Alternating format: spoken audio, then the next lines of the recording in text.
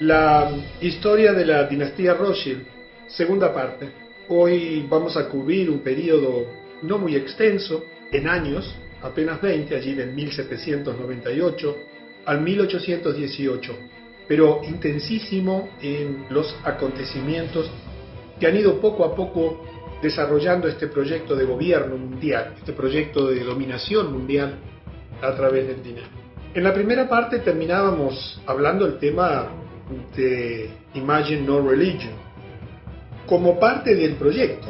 Es decir, hoy la religión está cuestionada porque así se fue planificando. Recordábamos entonces la visión que tenía John Robinson, un intelectual muy importante de aquella época, que ya en 1798 había publicado un libro, Las pruebas de una conspiración contra todas las religiones y los gobiernos de Europa, llevada a cabo en las reuniones secretas de los masones, los Illuminati y las sociedades de lectura. Y quiero recordarte que estas cosas que escuchas en estas conferencias no son opiniones, trato de adjetivar lo menos posible, es un relato cronológico de hechos que cualquier persona puede confirmar sin demasiada dificultad y que por tanto luego las interpretaciones corren por cuenta de cada uno, pero los hechos son los hechos y por lo general los hechos son duros y son porfiados. Informó que había sido un masón de alto grado en el rito escocés de la masonería y que había sido invitado por Adam Weishaupt. Recuerdas que fue quien tuvo a su cargo el diseño, desarrollo de los Illuminati, y se le había dado una copia revisada de la conspiración, de aquello que analizábamos que tenía 4 puntos principales. Sin embargo, el profesor Robinson no estuvo de acuerdo con ella, por lo que publicó su libro, incluyendo detalles de la investigación del gobierno bávaro en los Illuminati y la Revolución Francesa. Los hechos comienzan a precipitarse porque ya Rothschild tenía un buen nivel de control y un plan muy definido de lo que iba a hacer, y en ese mismo año, ya a finales del siglo XVIII, el 19 de julio, Papen David, presidente de la Universidad de Harvard, habló a los estudiantes graduados que el iluminismo tenía influencia en la política estadounidense y la religión. A la edad de 21 años, Nathan Mayer Rothschild deja Frankfurt y viaja a Inglaterra. Allí se establece, y eso fue fundamental a su vez en la historia, en el desenvolvimiento de toda esta historia, donde con una gran suma de dinero dada por su padre se establece con una casa bancaria en Londres. Y en 1800 Salomon Mayer Rothschild se casa con Caroline Stern. Recuerda que en la primera parte te dijimos que te contábamos de casamientos y nacimientos, y que en esta segunda parte te íbamos a explicar el porqué de la importancia de conocer este linaje, porque estamos hablando de una dinastía, y hoy vas a saber algunas reglas, normas que tienen estas dinastías para permanecer juntas como un verdadero clan a lo largo de los siglos, manteniéndose absolutamente unidos en el propósito principal de dominación mundial. Y así como en la primera parte vimos la influencia de los Illuminati para crear y financiar la Revolución Francesa, entramos en el siglo XIX ya con Napoleón. Recordemos el año 1806, cuando Napoleón declara que es su objetivo remover la casa de Hesse-Kassel de toda autoridad y eliminarla de la lista de los poderosos. Esta era una casa monárquica. Al oír esto, el príncipe Guillermo IX de Hesse-Hanau, ¿recuerdas? Que había tenido negocios con el principal de los Rothschild, se va a Dinamarca y confía su fortuna, valorada en $3 millones en aquel momento, imagínate, a Mayer Amschel Rothschild para su custodia. Nathan Mayer Rothschild se casa con Hannah Barendt Cohen, la hija de un rico comerciante de Londres. Nos acercamos a acontecimientos importantísimos, porque todo lo que tenía que ver con las guerras, los gobiernos, los cambios institucionales que se estaban produciendo después y como consecuencia de la Revolución Francesa, naturalmente que tenían detrás como grandes hacedores a los Rothschild. En 1808, 2 años después, Nathan tiene su primer hijo. Nació Lionel Nathan de Rothschild. Es muy importante esta descendencia, verás por qué, porque los primeros hijos, los hijos más jóvenes de los hijos más jóvenes tenían una incidencia muy importante en la familia. En 1810, Sir Francis Baring y Abraham Goldsmith mueren, y esto deja a Nathan Mayer Rothschild como el banquero restante más importante en Inglaterra, casi sin competencia. Salomon Mayer Rothschild va a Viena, Austria, y establece un nuevo banco, el Von Unzone Rothschild. Disculpen la pronunciación, he visto que aquí en la sala hay varias personas que manejan el idioma alemán. Y comenzamos a ver cómo hay una expansión. Debemos recordar que tenían que producirse casamientos y nacer personas para ir extendiendo la influencia a través de bancos dentro de la familia.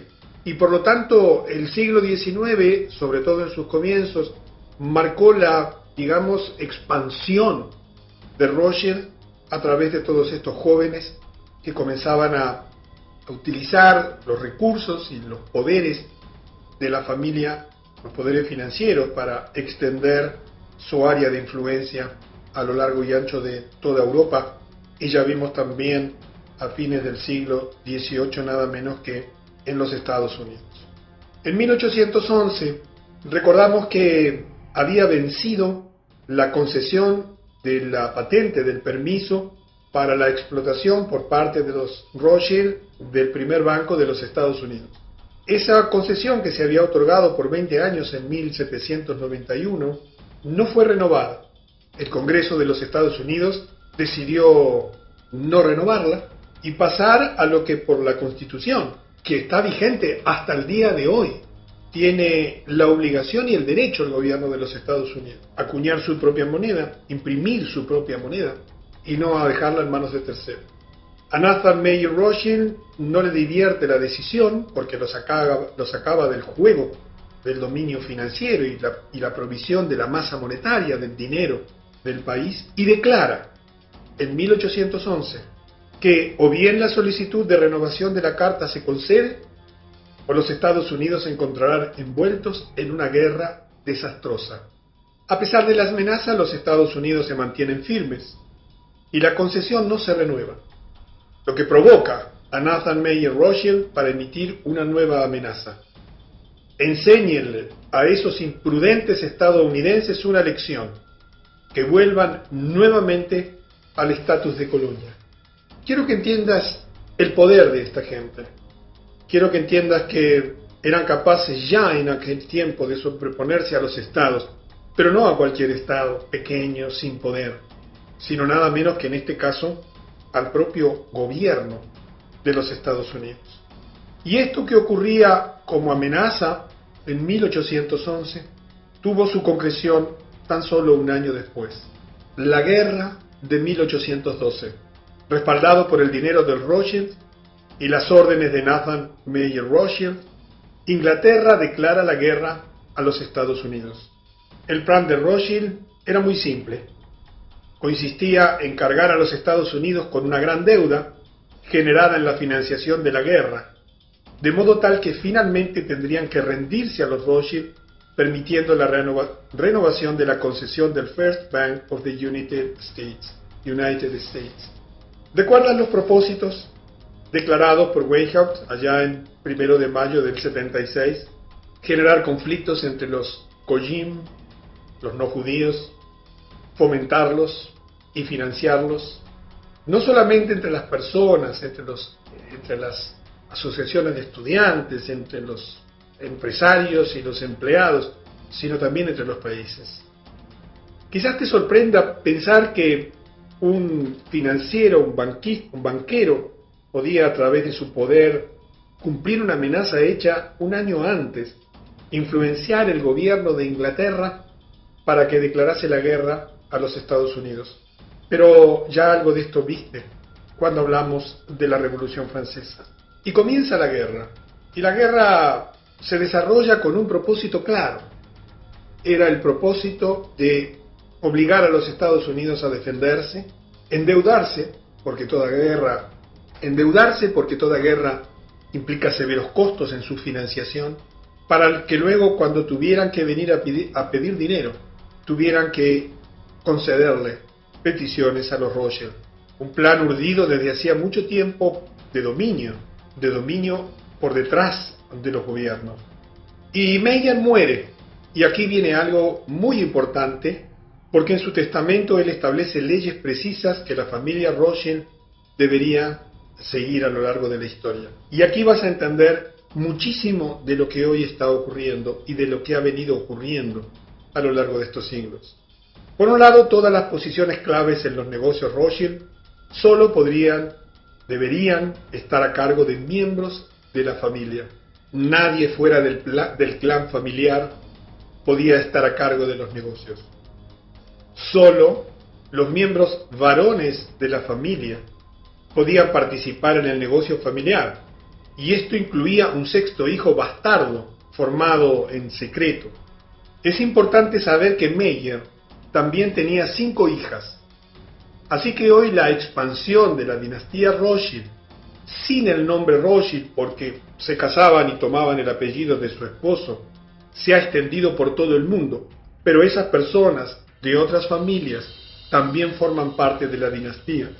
Y así, hoy se estima que hay un grupo de familias, algunos dicen que son 400, otros dicen que son mucho menos, que como consecuencia de esta situación, donde el fundador de todo esto tenía 5 hijas y un sexto hijo bastardo, que fue el que quedó a cargo, porque solamente los hijos varones podían hacerlo, se comenzó a extender esa influencia a través de muchísimas otras familias. Y por otra parte, el nombre Rothschild no necesariamente asegura a quien lo posea que sea parte de esta dinastía o de este clan. Agrega en el testamento que en la familia deberían casarse entre los primos primero y segundo para preservar la fortuna de la familia. Fíjate que de los 18 matrimonios de los nietos de Meyer Amschel Rothschild, 16 fueron entre primos hermanos, una práctica conocida hoy como la endogamia. Esto te hace entender por qué las sociedades secretas se casan entre ellos y se mantienen cerrados con privilegios familiares que se van heredando de generación en generación. ¿Y por qué se respeta eso como una obligación? Porque había una orden dada casi 200 años atrás. Y aquí vas a entender otras cosas. Ningún inventario de sus bienes y propiedades debería ser publicado. Yo no sé si sabes que la Reserva Federal, que se fundó en 1913 y que vamos a analizar dentro de esta dinastía Rothschild, nunca publicó un solo balance. Nunca fue auditada, nunca fue controlada. Y por supuesto que de reserva no tiene nada, porque no tiene reservas. Solo emite esos dólares sin valor que tú tienes en tu bolsillo o en tu cuenta bancaria, o que yo tengo en el mío. Y de Federal no tiene nada, porque es un banco privado perteneciente a los Rothschild en primer lugar. Y esta historia de que ellos no presentan sus balances, ni son auditados, ni controlados por ningún gobierno, ya estaba en el testamento del fundador de esta dinastía, Meyer Amschel Rothschild. Ninguna acción legal podría realizarse en relación al valor de las herencias. No se podía discutir, todo se arreglaba con dinero. El hijo mayor del hijo mayor se convertiría en el jefe de la familia. Esta condición solo podría ser alterada cuando la mayoría de la familia estuviese de acuerdo en la modificación. Había pues una especie de padrinazgo donde toda la familia tenía un gran líder, un gran director, que era el hijo mayor del hijo mayor. Y ese era el vértice que tenía la autoridad, en definitiva quien tomaba la última decisión, y que solo se podía alterar esa herencia natural cuando la mayoría de la familia estuviese de acuerdo con la modificación. Como ves, había un plan perfectamente armado, hilado, hasta en sus mínimos detalles, que como plan de dominio requería mucha rigidez, condiciones muy estrictas, cumplimientos muy estrictos. Y Meyer muere y por lo tanto se pone en funcionamiento en forma inmediata el testamento, y Nathan Mayer Rothschild fue elegido jefe de la familia después de la muerte de su padre Mayer. Ocurren otras cosas. Jacobo Mayer va a París, a Francia, y allí establece el banco Rothschild Frères. Nace también Nathaniel de Rothschild, el yerno de Jacob. Y entonces la familia comienza a extenderse y son enviados a cada uno de los países a dominar la banca, porque de ese modo iban a ir extendiendo poco a poco el control y el dominio de todos los gobiernos en el proyecto de dominación mundial que consistía en el dominio y en el control de todos los bancos centrales del mundo. En 1814 ocurre lo siguiente. Recuerda que Mayer había recibido un préstamo de $3 millones, un dinero que se le había dado para negociar, que el príncipe Guillermo IX de Hesse-Hanau había confiado a Mayer para su custodia. Y veamos un relato de lo que sucedió según la Enciclopedia Judía, la edición de 1905, el volumen 10, en la página 494, que dice: según la leyenda, este dinero fue escondido en barracas de vino, y escapando a la búsqueda de los soldados de Napoleón, cuando entraron en Frankfurt, fue restaurado intacto en las mismas barricas en 1814, cuando el elegido príncipe Guillermo IX volvió a Alemania. Los hechos reales, dice la enciclopedia, fueron menos románticos y más ajustados a otra realidad. Quiero que adviertas que vamos hilando hechos, los centrales, dentro de un siglo donde ocurrieron muchas cosas, porque en ese siglo XIX es que se decide lo que tú estás viviendo hoy, aquí en el año 2010, con todos sus detalles. Por supuesto que cumpliendo profecías bíblicas milenarias, dentro del proyecto de dominación mundial y de gobierno mundial. Y quizás alguna de estas etapas, o de estas diapositivas, o de esta información puede resultar poco tediosa, poco interesante, pero verás que todo está absolutamente concatenado y hay que entender y conocer los episodios centrales para entender lo que en definitiva vino a ocurrir. Esta última línea, la que dice que en realidad algo se hizo con ese dinero, indica que el dinero nunca fue devuelto por Rothschild al príncipe Guillermo IX. La enciclopedia a continuación declara que Nathan invirtió los $3 millones en oro en la East India Company, a sabiendas de que sería necesaria para la campaña de Wellington, que recuerdas que era el gran opositor a Napoleón. Con ese dinero, y verás lo que ocurre a continuación, Nathan obtuvo no menos de 4 beneficios. Uno, con la venta de acciones o los bonos de Wellington, que compró a 50 centavos de dólar y los vendió a $1. 2, con la venta de oro a Wellington. 3, con compromiso de recompra. Y 4, con la expedición a Portugal. Vamos a ver uno de esos puntos para encontrar un hecho extraordinario en la historia de la humanidad, y es el control absoluto de Rothschild sobre Inglaterra y su banco central.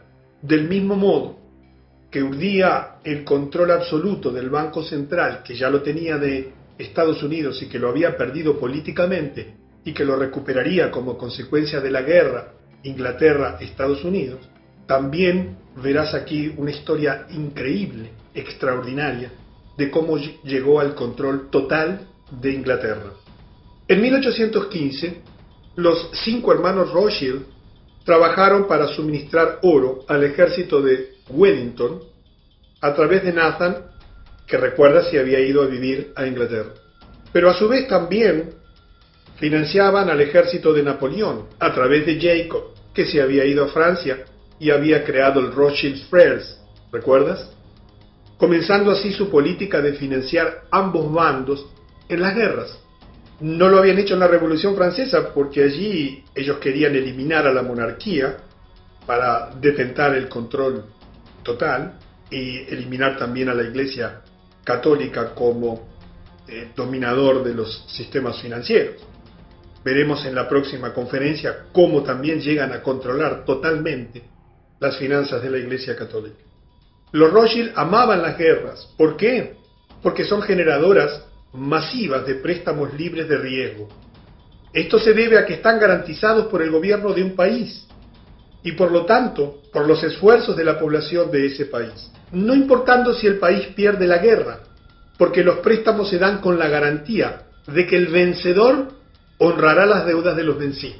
Fíjate la perversidad de esta intención.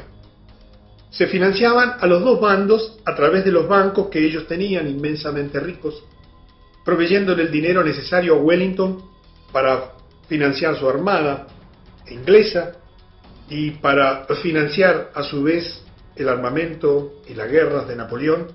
Y en esa financiación se ponía como condición que los préstamos estaban garantizados por los bienes de la nación, por los impuestos de la nación, por el trabajo de la gente, sin importar quién perdía, porque la garantía sobre quien perdía, que quedaba destrozado y sin recursos, la otorgaba el ganador.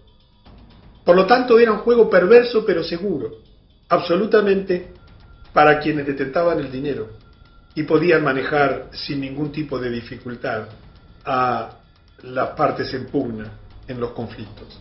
Escucha esta historia porque quizás no la conoces. Uno de los mensajeros de Rothschild era un hombre llamado Rothwell.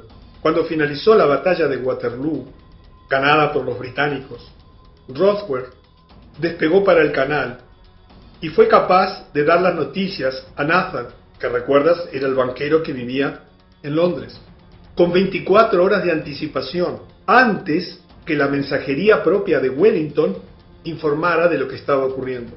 En ese momento, los bonos británicos, que se llamaban cónsules y se negociaban en el piso de la bolsa de valores, tenían un valor que estaba determinado por el mercado.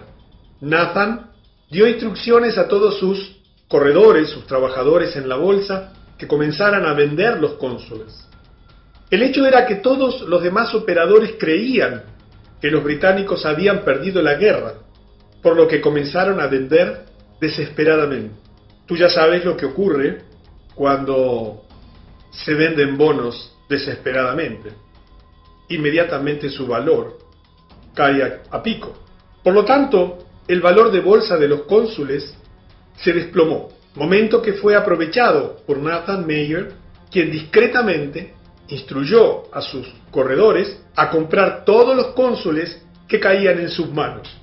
Imagínate, cuando la noticia llegó que en realidad, 24 horas después, ¿verdad?, que en realidad eran los británicos quienes habían ganado la guerra, los cónsules aumentaron su valor a un nivel más alto que antes de la guerra, lo que terminó dejando a Nathan Mayer con un rendimiento de aproximadamente 20-1 en su inversión, adueñándose prácticamente de toda la riqueza de Inglaterra.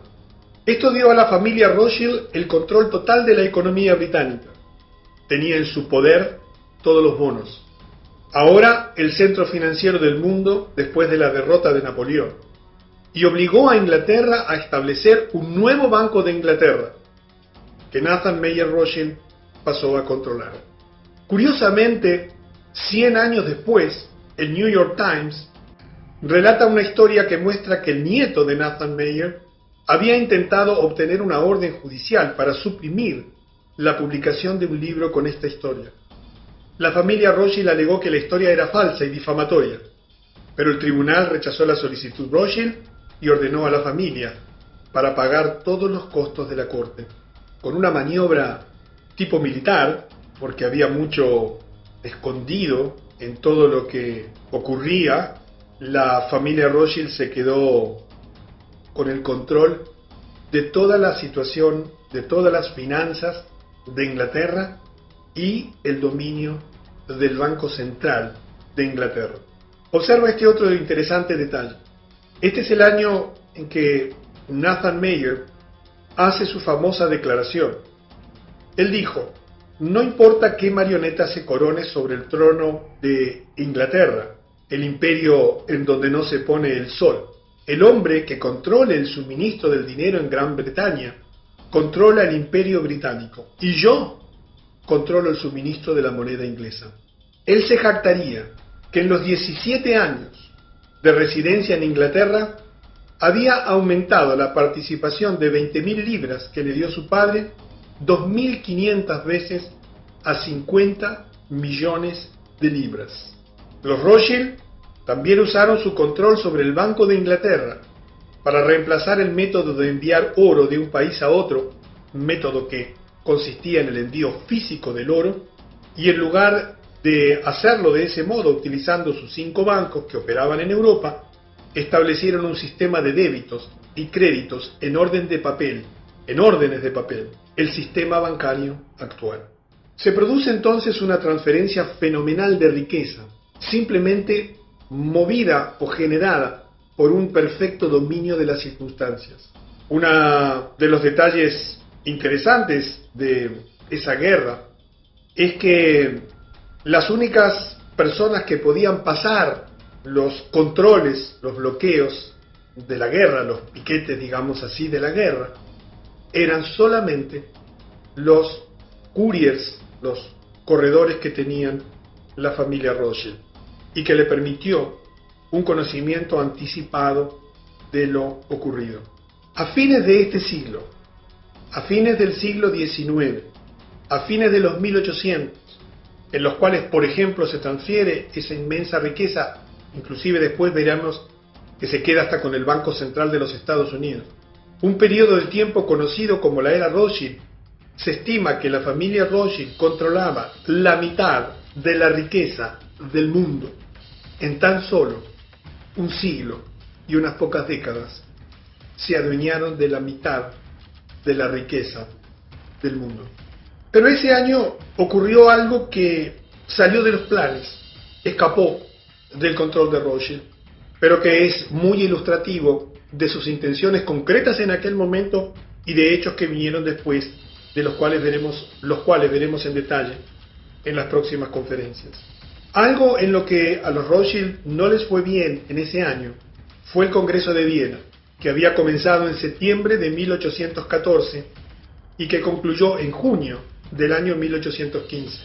El motivo del Congreso de Viena, la razón por la cual había sido convocado, era que los Rothschild querían crear una forma de gobierno mundial para darles total control político sobre gran parte del mundo civilizado. Te vuelvo a repetir porque si no te diste cuenta o no estabas atento. El motivo de este Congreso de Viena era que los Rothschild querían crear una forma de gobierno mundial para darles total control político sobre gran parte del mundo civilizado. Increíblemente, en menos de un siglo, ya estaban en condiciones de comenzar a proponer el gobierno mundial, tal y como lo hacen hoy, que ya está absolutamente determinado. Muchos de los gobiernos europeos estaban en deuda con los Rothschild, así que imaginaron que podrían usar eso como una herramienta de negociación. Sin embargo, el zar Alejandro I de Rusia, que no había sucumbido a un banco Rothschild central, no estaba de acuerdo con el plan. De modo que el plan Rothschild de gobierno mundial fracasó en esa oportunidad. Y allí los Rothschild aprendieron una lección. El control del gobierno mundial solo podía darse con el control de todos los bancos centrales del mundo.